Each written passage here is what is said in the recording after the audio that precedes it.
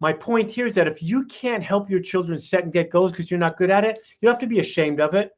You just have to hire a mentor, a family mentor. Ideally, that's kind of a new concept, but that's what I do. I'm a family mentor. So I can teach everybody in the family how to set their personal goals, their family goals, their school goals, and their business goals. It's very important when you have children who trust that you can help them discover who they are and then come up with a game plan to realize or actualize who they are. They will always love you and they will never leave you, which is what I know every parent wants as they get older. Every parent wants that biological and spiritual satisfaction of knowing that their children are still close, that their children respect them because they showed them how to make it in the world, and the love that we feel as parents as we get older, that we are deeply connected to our children. That comes from knowing how to help them get their goals. And if you're not good at it, it's not a judgment, it's not a problem. Find somebody who can help you and them do it. Okay, next thing, I call it resourcing. Resourcing means this. In your home, and the way it used to be in tribes thousands of years ago, and really up until a few hundred years ago, and in some remote places on the earth, still to this day, everybody shares their resources. Whether they're physical talents like hunting, whether they're mental skills like figuring out how to build things or put things together, whatever the talents that each tribal member had, they were appreciated and used. And then each person in that tribe was held in a high regard because they had some skill that they could do that would help everybody thrive. So in your home, certainly if you have a tween or a teen, their childhood should be ending. Doesn't mean they can't have fun. It just means that they have to know how to focus and share their skills with their family and their community. That's their job, as long as you're showing them who they are first. If they feel like you're helping them discover who they are, they will way more than likely and willingly want to help the whole household. So you have to clearly define what virtues, values, and behaviors they need to learn, so that when you ask them to do the dishes or make their bed or whatever it is they need to do, it's not because it's a rule that you have. It's because it's a skill they need to learn in order to make it in the outside world. And so then it becomes everybody's contributing. You know, you would then say to your child, basically, here's what I'm contributing.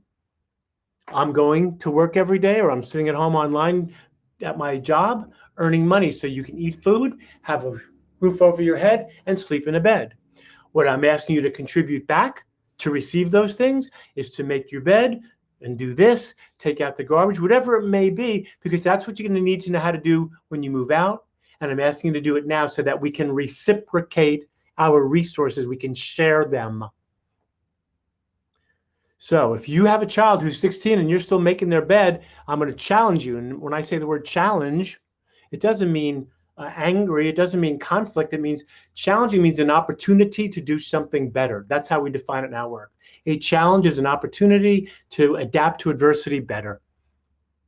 So I'm just challenging you as parents, if you're still doing a lot of things for your children, you're doing them as a disservice in this era of digital dominance where it is robbing their energy, their attention on their biological wisdom to leave.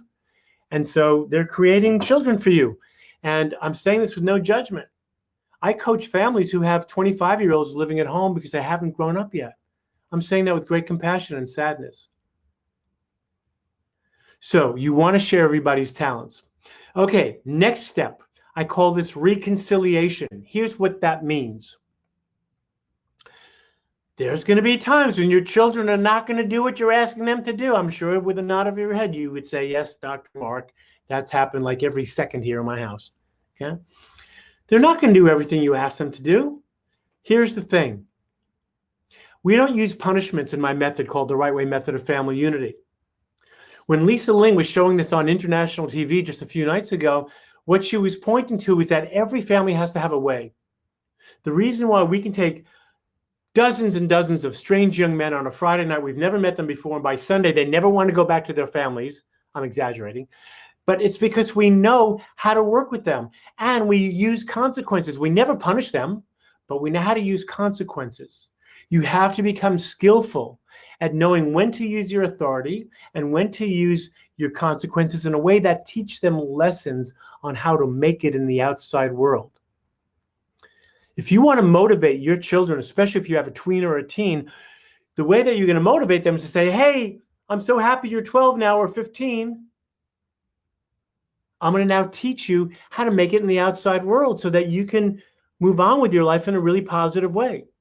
That's what we're doing here. And if you don't do these things, it's not a problem. There will be consequences, not because I'm a mean person, not because I'm angry and taking out all my crap on you. It's because life, reality itself, is a dual reality, meaning everything you think, say, or do immediately have something thinking, saying, or doing back to you. Whatever you do is going to come back to you. I didn't make it up. I'm just a parent. I'm just a human in the world. I didn't make up the reality itself. I'm just telling you I've observed it for many years. Everything you think, say, and do, there's going to be a reaction to that. That's called a consequence. You do something great, there could be a positive consequence. You do something where you're not living up to the standards of the house, it's not a problem. I'm not going to get angry. Just going to teach you how to make it in the outside world. The consequence will be something that you get to do, so you get to learn how to make it in the outside world. So we call that reconciliation. Next thing, you have to be a black belt to do this, but this is what I teach parents how to do. I call it releasing. There has to be a point where parents and children have a way to release their tension with each other. I call it grieving or releasing. When families, like our ancestors used to do, periodically would let everybody release their anger. Tribal ceremonies where people would get rid of all their anger and all their pain and hatred towards one another, whatever they built up, in a healthy, primal way. That's over. Done. We got to move on. We can't hold this on a list for the rest of our lives because none of us will make it. So there's reconciliation and there's releasing. People have to know how to release their tension. It's very, very important in a way that's not destructive. Next thing, 2 more to go. Rejuvenation. Every way about how to have happy, healthy, holy, and resilient families has to have a way where everybody gets a chance to rejuvenate. Everybody, in order to make it in this world and have the vitality they need, has to know how to maintain physical, mental, emotional, and spiritual health. Vitality is the only way to get through this world. So when I coach families, I help them build into their super duper busy schedules ways to meditate, ways to exercise, ways to fulfill their spiritual, mental, emotional, and physical lives so they have the vitality they'll need. I call that being the CEO, Chief Energy Officer. Everybody in the house has to know how to manage their energy. Okay? And then the final thing in this way that I teach families, I call it rejoicing. Even when there's tough times in the house, even when everybody's may not be getting along great, everybody should be rejoicing their personal wins or any family wins. So for example, in my family, my son, who's 37 now, he owns this company called Legion Beats. He's one of the most widely sought after speakers on how to sell your hip hop beats online. He's making tons of money. He just spoke in front of 5,000 people right before COVID hit, and he opened the stage for Tony Robbins. It was amazing. When my son was 16 and I started the Young Men's Ultimate Weekend, we could hardly even speak to each other. He was a major introvert. He still is, but I'm so proud of him. He can get on stage and speak in front of thousands of people. When he did that back in January, we celebrated that as a family. We had a huge Zoom call, all my family on the East Coast. We celebrate family wins. If you want to bring your family together, even when you're arguing, even when you're in a rough time, you should always be able to find something to celebrate. So in the right way, RIGHT, it stands for 5 virtues: respect, intelligence, grace, humor, and true. Humor we define as celebrating with amusement and gratitude. If nothing else, you can rejoice by doing a simple gratefulness exercise at dinner and talk about something you're grateful for. So it's really critically important to have these elements in place. It sounds like a lot. I know it sounds like it's not possible to do. Here's what I've discovered. It is never too late, not even ever, no matter how old your children are, to really move your family, It's never too late to move your family in the right direction.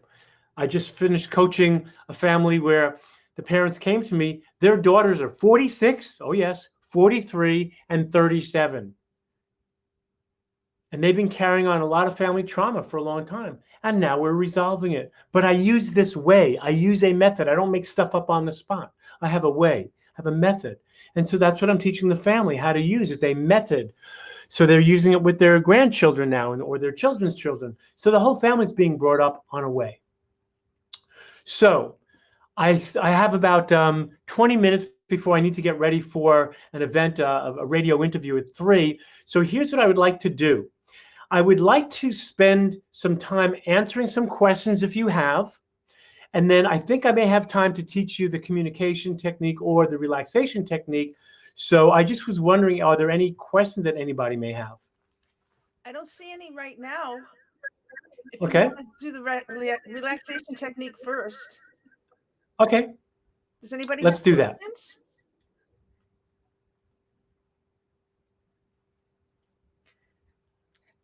Okay. The right. What were the letters of the right system that you had again? Thank you. R stands for respect. Yeah. So we call that a virtue. The value or the definition that we give to it, and if you email me, of course, I'll send you all these things, right? And I'll give you my information at the end, of course. But R stands for respect. That's a virtue. A virtue is a one-word quality. We give it the value or the definition as holding in the highest regard or to esteem with reverence. That's how we define it. I stands for intelligence, which we give the value or define as applying your intuition and your wisdom. Okay? I'm sorry, your intuition and your experience as the source of your wisdom. Intelligence, applying your intuition and your experience as the source of your wisdom. G stands for grace, which in our work we define as heartful acts of courtesy and courage. Heartful acts of courtesy and courage. H stands for humor, celebrating with amusement and gratitude. And T stands for true, living your life with integrity. Okay?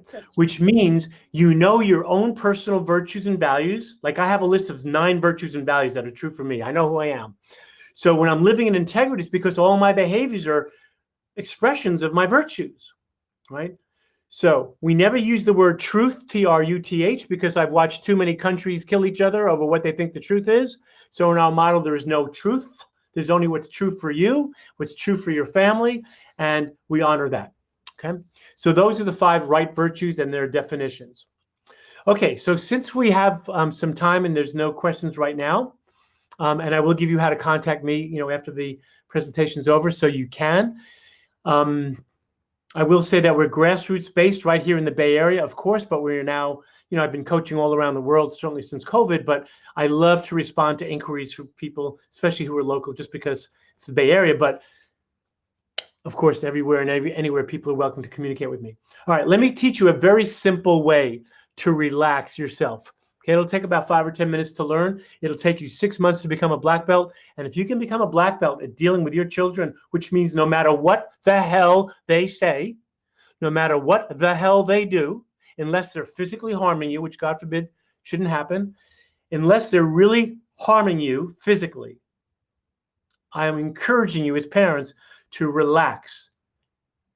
Alpha males and alpha females know how to relax. That's why they're the alphas. Not because they can kick the crap out of everybody. It's because they're the calmest of everybody. They can contain everybody. They don't need to control anybody. They can contain everybody. Okay, so let's do this. It's very simple. It's got 2 parts. If you want to dissolve a situation and recognize that you're not going to resolve it when you're all amped up, this is one very simple way to breathe. There's lots of different breathing techniques. I know this is a very enlightened audience with New Living Expo. If you already have a way to breathe that calms you down quickly, just do that. Here's a simple way. Normal breath in through your nose or your mouth, or both. Longer, slower, controlled breath out through your nose or your mouth, or both. And then you pause. Normal breath in through your nose or your mouth or both. Then an abnormal, longer, slower controlled breath out through your nose, your mouth or both. And then you pause. You wait for your body to naturally and intelligently tell you when it's time to breathe in again. So I'm going to demonstrate for you, and I'll do it loud enough so you can hear me do it. It is important to take a gentle breath in because you don't want to trigger fight or flight chemicals like adrenaline and cortisol, like with a big, how dare you say that to me? Like that's not going to do you any good because now your brain's going to flood you with cortisol and adrenaline. You want to take a gentle breath in, which begins the process of secreting endorphins. When you breathe out longer, it's like a big sigh. Your body's getting the message, everything's okay, and you'll be flooded with endorphins. So it sounds like this and may look like this if you can see me.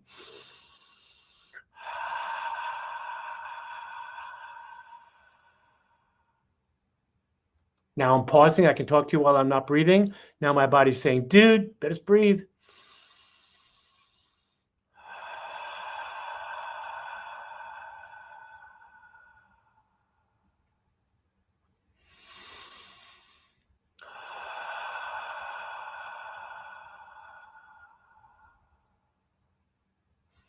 While you're breathing, take a moment to notice whatever your body is literally experiencing right now.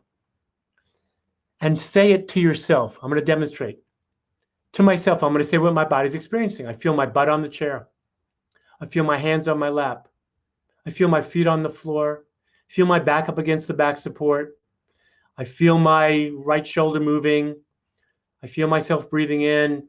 In other words, to yourself, mindfully state, without judgment, without analyzing, just literally what's happening with your body while you're breathing. Normal breath in, longer breath out. And in your mind, in loud, you're just stating to yourself over and over and over again the things that are actually happening. Take a moment to do that.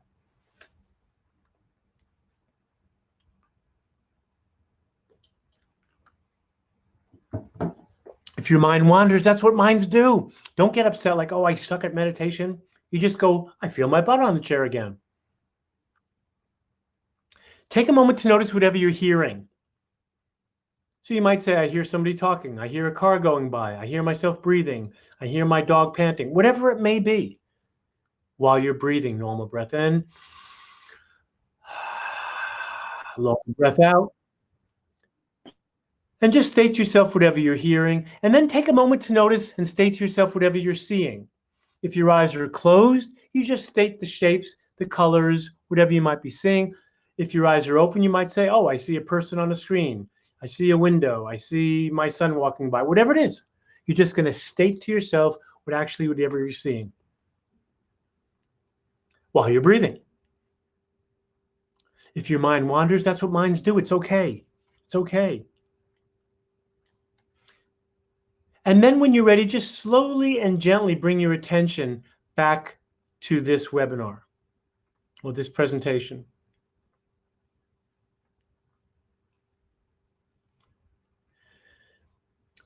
If you connect with me after the show and you email me, I will just send me an email and remind me that you want this technique. I have it in a written document with some more details. I want to tell you this because we don't have the time in this program. I've had tens of thousands of people learn this technique, either live from the stage or, private coaching, videos, you name it. For most people, it works like a charm. If not, let me know in your email and I'll send you some other information. But I'm telling you this, if your spouse or your son or your daughter is yelling in your face, I'm going to encourage you to say to yourself, my son's wearing a green shirt. He's really yelling loud. He's got his glasses on. I feel my feet on the floor. I'm breathing in again. He told me I'm a jerk. I'm breathing out. I see my daughter walking by. Just keep your mind focused on what's actually happening and don't make shit up. And when you watch yourself getting reactive, like, how dare he speak to me like that? See if you can just observe that without acting on that. I know this sounds outrageous. I'm not saying that you should be physically abused. You should never be physically abused. I'm talking about as long as you're physically safe, if you want to begin to become a black belt, on parenting in this era of digital domination, which no other era has ever faced before, I'm telling you, relaxation is the first place to begin. Not yelling, not screaming, not being demonstrative, and certainly not making up shitty punishments on the spot. It's just not going to work. I want to take a moment to tell you a really beautiful story. A few months ago, I was coaching some parents right here in my office, and I'd already been mentoring them and their son. They'd been with me just for maybe about a month, but they were doing better. And the parents had come into the office, and they were sitting down, and they said, "Mark, we want to tell you this outrageous story. It's amazing." I said, "Please tell me." They said the other day they were in their kitchen, and their son, and all the children that I coach and mentor, mostly young men, they're wonderful people, but they're outrageous. They're disrespectful. They can be disruptive, for sure. This young man happens to punch holes in the wall sometimes when he gets really mad.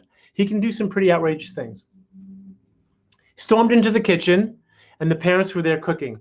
And instead of like screaming and yell at him, they held hands together. And they did this technique I just shared with you called the Right Now meditation. They looked at him, they relaxed while he was being really demonstrative, pounding the table, screaming at the top of his lungs. They did nothing. They just breathed and relaxed and held hands to show they were unified in creating a container for him to be outrageous. They didn't try to control him. He sat down at the table and began to sob. And he told his parents he was sorry for yelling at them, but he was really having a problem with two friends in school. And by getting that out, then his parents knew, because I trained them, how to deliver their wisdom with this communication technique. And they just made so much progress in helping him. They felt so happy that their son was finally listening to their wisdom. That never could have happened if they didn't know how to relax first. I don't care how great your therapist is. I don't care how great the psychiatrist. I don't care. I don't care. If parents cannot relax to their children, no matter how outrageous or how much they're lying, it's not going to work, whatever you say. So having a technique like this is very, very helpful. Okay. Any questions before I wind down here? Any questions at all?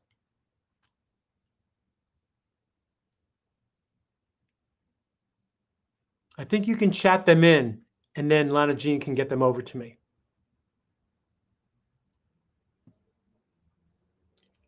Everybody's so quiet here today. Okay.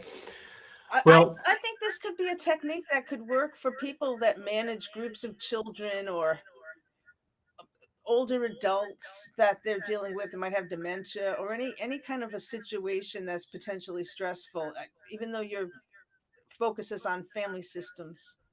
Oh, Lana Jean, I've been doing this for my patients for 37 years now. What's that? Someone has asked to put your email in the chat and your website address. But I don't know how to get to the chat from here, since I don't think we're...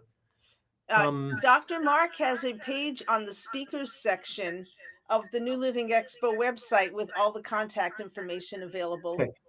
And I'll give it out now just because we're here. So absolutely. To learn more about the Young Men's Ultimate Weekend, which is this amazing rite of passage initiation for young men, ages 13 to 20.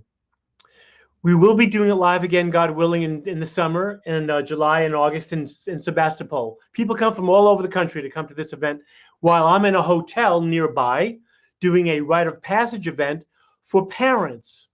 So to learn more about the Young Men's Ultimate Weekend, and now, of course, with COVID, we're doing online events. In fact, we have our first online rite of passage event for young men in March. If you go to YMUW.org, stands for Young Men's Ultimate Weekend, you will find out all the details right on the homepage about the programs for young men. If you want to learn more about my work mentoring families, coaching parents, and mentoring youth, then you would go to, or attending my parenting workshop, then you would go to challengingteenagesons.com. challengingteenagesons.com. And you will learn more about the work that I do as a public speaker. I public speak in small groups. I actually do rite of passages in people's homes for them. A lot of innovative things that are really turning families around quickly. So that would be challengingteenagesons.com. By the way, let's see, no, I was going to invite you to some event that's happening at 3 o'clock, but I don't think that's for the public. All right.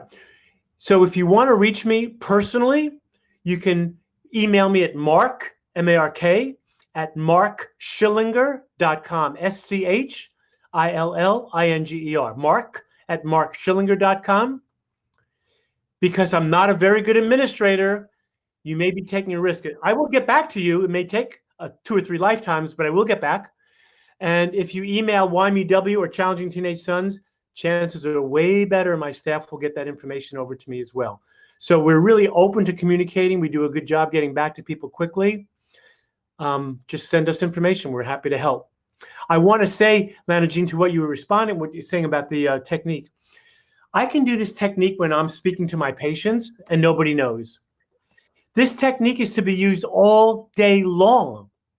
When I teach this technique, in fact, I can practice it with you guys before I go, so that you can learn to do it in 15 seconds. It's meant to be done while people are talking to you. It's meant to be done while you're driving the car with your hands on the steering wheel, like, oh, I'm breathing in. I see 1, 2, 3, 4, 5 cars. Oh, somebody just pulled in front of me.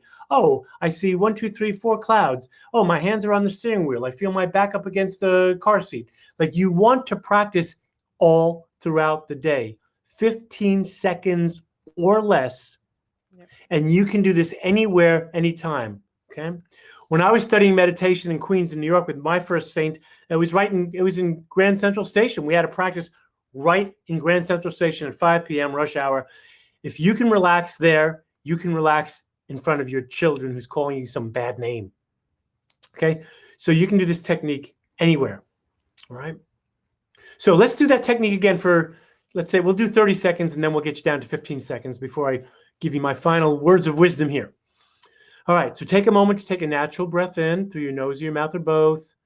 Longer, slower, controlled breath out through your nose or your mouth or both to initiate the secretion of endorphins. And then just pause until your body tells you to breathe in again. Take a moment to notice whatever your body's experiencing. And just state it to yourself. I feel my butt on the chair. I feel my hands on the lap. Take a moment to notice whatever you're seeing, eyes open or closed, and just state to yourself objectively what you see. Take a moment to notice whatever you're hearing. So you might say, I hear somebody talking. I hear my dog barking.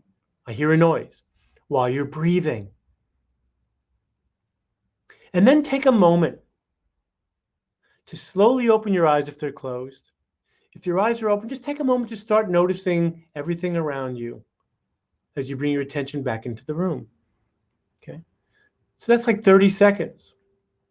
We have a question, Doctor. Before we go on, okay, before we do though, Lana Jean, can you please change the information? You have YUMW. It's YMUW. Right, for Young Men's Ultimate Weekend. YMUW.org.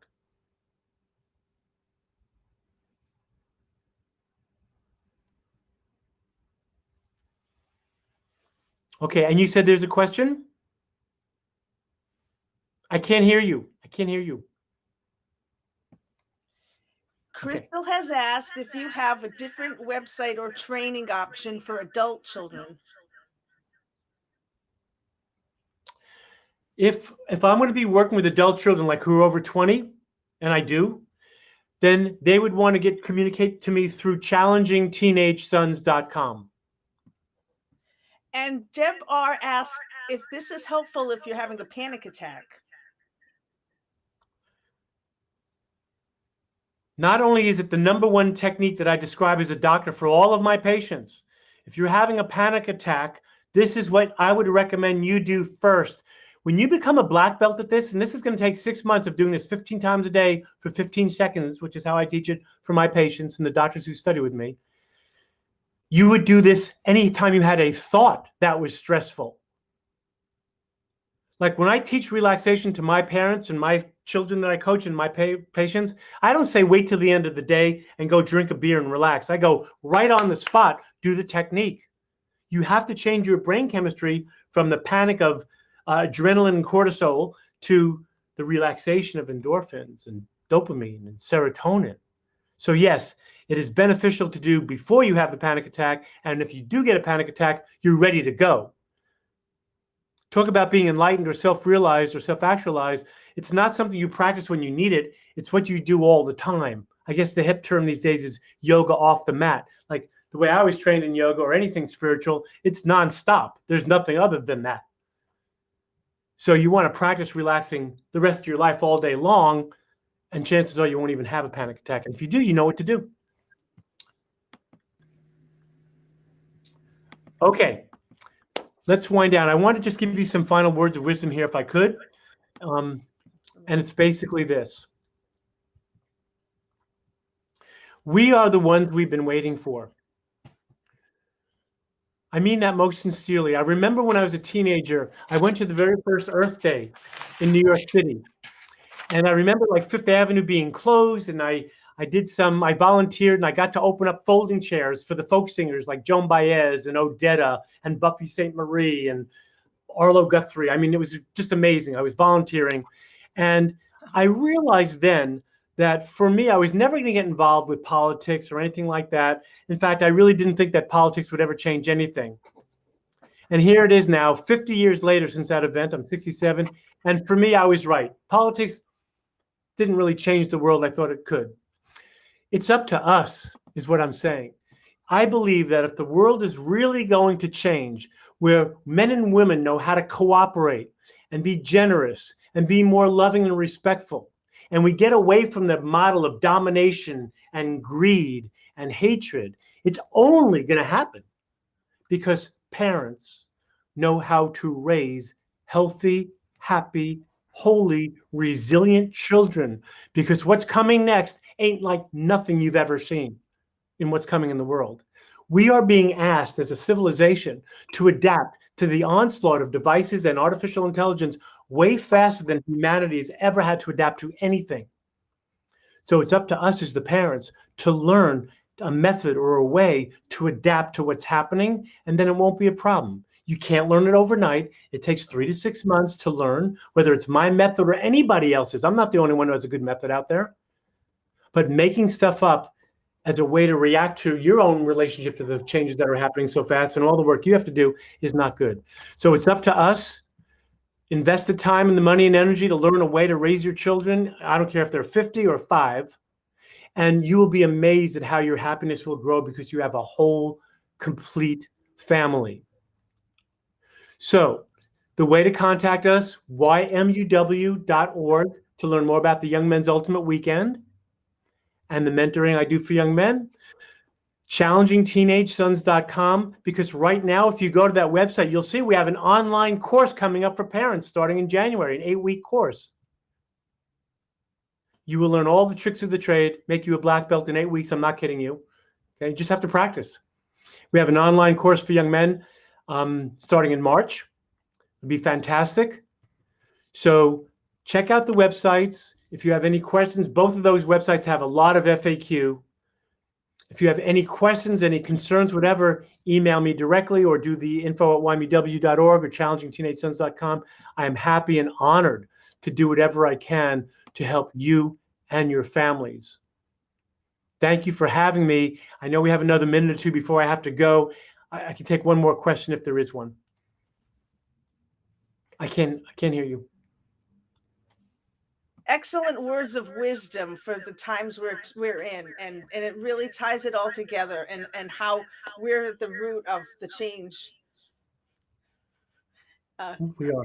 And I want to invite everybody to look at his website. You have access to the New Living Access website for a week. The speaker booths will be up with all their contact information, including Dr. Marks. And we have booths going on for a week as well. And please follow up on these websites. Yes, please. Thank you so much. Seriously, Lana Jean, thank you. Please say hello to Ken and thank him for me. And for all of you who listened, you know, I pray that there's something that can help you. Jeannie says, thank you for sharing your wisdom. You are completely welcome. Thank you.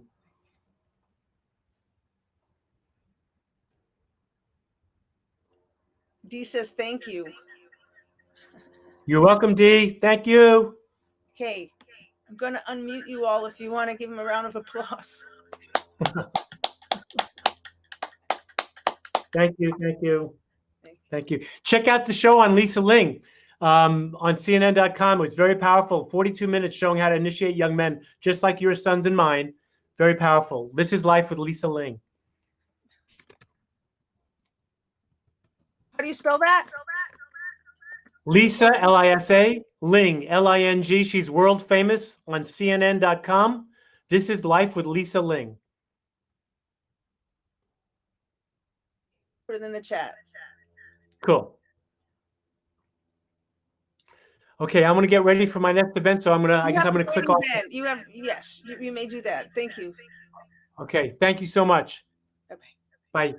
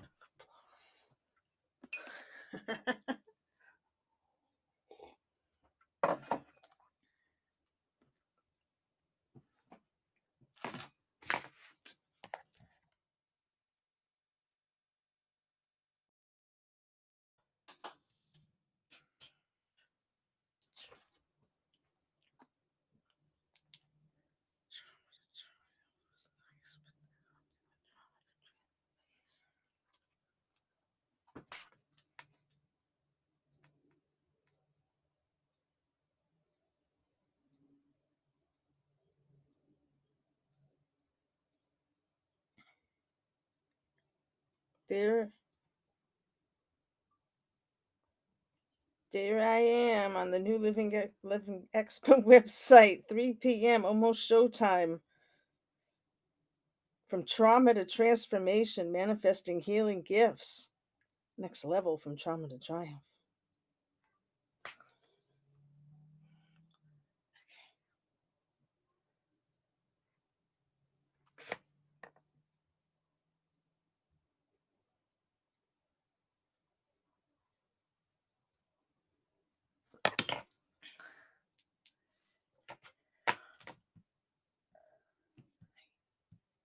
Hi.